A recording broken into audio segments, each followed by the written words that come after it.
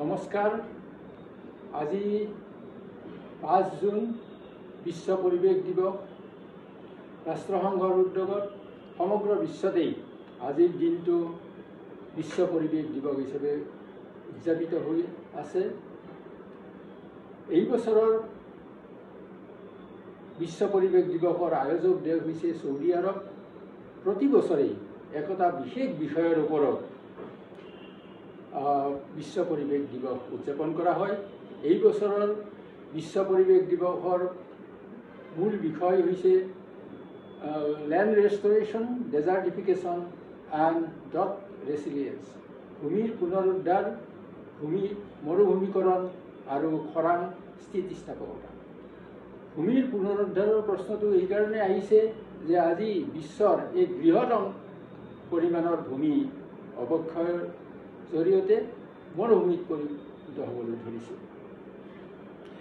বিভিন্ন প্ৰাকৃতিক প্ৰক্ৰিয়া আৰু মানৱ সংঘটিত কাৰ্যৰ জৰিয়তে ভূমিৰ অৱক্ষয় ঘটে। যেনে বৰষুণৰ টোপালসমূহে যেতিয়া মাটিৰ ওপৰৰ অংশটোত আহি আঘাত কৰে, নাইবা প্ৰবল বতাহৰ জৰিয়তে যদি মাটিৰ ওপৰৰ সাৰুৱা অংশটোত খুন্দা মাৰে, তেতিয়া মাটিৰ এই সাৰুৱা অংশটো লাহে লাহে আঁতৰি যায় আৰু মাটি অনুৰ্বৰ হৈ পৰে। আৰু গতিকে মাটিৰ উৎপাদনশীলতা হ্ৰাস পায়। মাটিৰ প্ৰাকৃতিক প্ৰক্ৰিয়াৰ জৰিয়তে এনেদৰে অৱক্ষয় ঘটাটো প্ৰক্ৰিয়াটো মাটিয়ে তাৰ প্ৰাকৃতিক প্ৰক্ৰিয়াৰ পুনৰুদ্ধাৰণৰ জৰিয়তেই ই পুনৰ আগৰ অৱস্থালৈ ঘূৰি আহিব পৰা এটা তাৰ নিজৰ ক্ষমতা থাকে। ইয়াকে কোৱা হয় মাটিৰ স্থিতিস্থাপকতা, ছইল ৰেচিলিয়েন্স। আৰু ই হৈছে এটা ধাৰাবাহিক প্ৰক্ৰিয়া যাৰ জৰিয়তে মাটি অৱক্ষয় ঘটে আৰু পুনৰ ই আগৰ অৱস্থালৈ ঘূৰি আহে। কিন্তু মানুহৰ বিভিন্ন কাৰ্যৰ জৰিয়তে নাইবা জলবায়ু পৰিৱৰ্তনৰ চৰম ঘটনাসমূহ যেনে অতিবৃষ্টি, দীৰ্ঘকালীন খৰাং পৰিস্থিতি, ধুমুহা আদিৰ জৰিয়তে যেতিয়া মাটিৰ অৱক্ষয় ঘটে বা তাৰ সাৰুৱা অংশটো এৰাই গুচি যায়, তেতিয়া মাটিয়ে তাৰ পুনৰুদ্ধাৰৰ প্ৰাকৃতিক যি প্ৰক্ৰিয়া পুনৰুদ্ধাৰণৰ তাৰ সকলো সীমা সি অতিক্ৰম কৰে আৰু মাটি স্থায়ীভাৱে ই অৱক্ষয়িত হয় আৰু ই মৰুভূমিত পৰিণত হয়। অৰ্থাৎ মৰুভূমিকৰণ হৈছে মাটি অৱক্ষয়ৰ এটা চূড়ান্ত পৰ্যায়। গতিকে মাটি এটা অত্যন্ত গুৰুত্বপূৰ্ণ উপাদান, কাৰণ এই মাটিয়েই হৈছে জীৱৰ আৰু উদ্ভিদৰ আধাৰ। এই মাটি হৈছে যি উদ্ভিদ নহ'লে মাটি উদ্ভিদ নহ'লে জীৱ জীয়াই থাকিব নোৱাৰে। এই উদ্ভিদৰ বেছিভাগ পোষকেই মাটিয়ে যোগান ধৰে। গতিকে মাটি আমাৰ সভ্যতা সংস্কৃতিৰ বাহক। গতিকে এই মাটিৰ অৱক্ষয়ৰ ফলত সমগ্ৰ বিশ্বই আজি উদ্বিগ্নতা প্ৰকাশ কৰিছে। কাৰণ মাটি আমি ইয়াক সাধাৰণ মানুহে আমি ইয়াক গঠন কৰিব নোৱাৰোঁ। ই এটা কেইটামান উপাদানৰ এটা সাধাৰণ মিশ্ৰণ নহয়। আমি ভবাৰ দৰে মাটি জৈৱিক, অজৈৱিক, পানী আৰু বায়ুৰ এটা সাধাৰণ মিশ্ৰণ নহয়। ই হৈছে এই উপাদানসমূহে তাৰ পৰিৱেশৰ সৈতে শ শ বছৰৰ পাৰস্পৰিক ক্ৰিয়াৰ জৰিয়তে মাটি এটা অৱস্থা পায়। অৰ্থাৎ মাটিয়ে কিছুমান গুণাগুণ আহৰণ কৰে। এই গুণাগুণৰ জৰিয়তে এই মাটিয়ে প্ৰকৃতিৰ কিছুমান কাৰ্য অতি সহজে সম্পন্ন কৰিব পাৰে। এনেদৰে মাটি এটা সামগ্ৰিকভাৱে এটা অৱস্থা পায়, যাক কোৱা হয় এটা তন্ত্ৰ বুলি কোৱা হয় বা ইক'চিষ্টেম, পৰিস্থিতিক তন্ত্ৰ। আৰু ই যিবিলাক কাৰ্য সম্পাদন কৰে তাক কোৱা হয় ইক'চিষ্টেম ফাংচন। গতিকে এই ইক'চিষ্টেম ফাংচন বা এই মাটিয়ে যি উদ্ভিদ আৰু প্ৰাণী জগতৰ কাৰণে যিবিলাক সেৱা আগবঢ়াই আহিছে,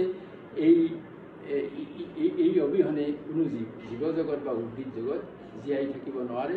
কিন্তু বৰ্তমানে দেখা গৈছে যে প্ৰাকৃতিক এই অমূল্য সম্পদৰাজি লাহে লাহে অধপতিত হ'বলৈ ধৰিছে, ই মৰুভূমিত পৰিণত হ'বলৈ ধৰিছে।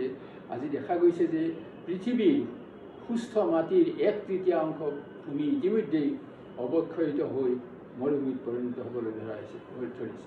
প্ৰতি ছেকেণ্ডত 4খন ফুটবলৰ সমপৰিমাণৰ স্বাস্থ্যৱান মাটি আজি অৱক্ষয়িত হৈছে, বা প্ৰতি বছৰে 100 নিযুত হেক্টৰ ভূমি আমি হেৰুৱাব লগা হৈছে।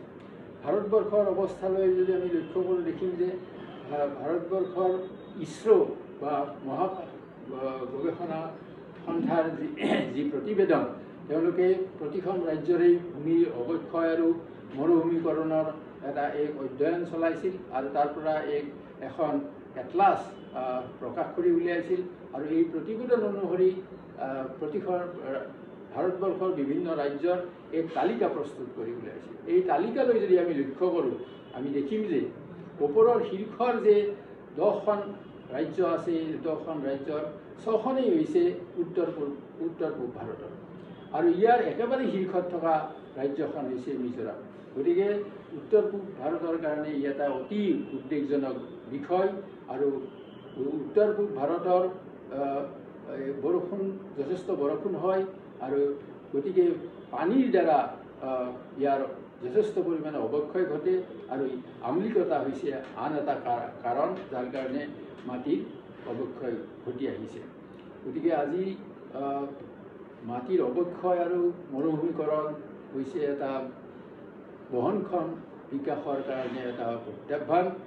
আৰু এই কথা 1992 চনত ধৰিত্ৰী সন্মিলনত ইয়াক চিহ্নিত হৈছিল, আৰু তাৰ পৰৱৰ্তী সময়ত 1994 চনত বিশ্বৰ 197খন দেশে সন্মিলিতভাৱে মৰুভূমিকৰণ আৰু ভূমিৰ ক্ষয় ভৱনক ৰোধ কৰাৰ কাৰণে তেওঁলোকে এখন চুক্তিত স্বাক্ষৰদান কৰিছিল। ইয়াক কোৱা হয় UNCCD, United Nation Convention to Combat Desertification. ইয়াৰ জৰিয়তে তেওঁলোকে সমগ্ৰ বিশ্বৰ যিবিলাক দেশ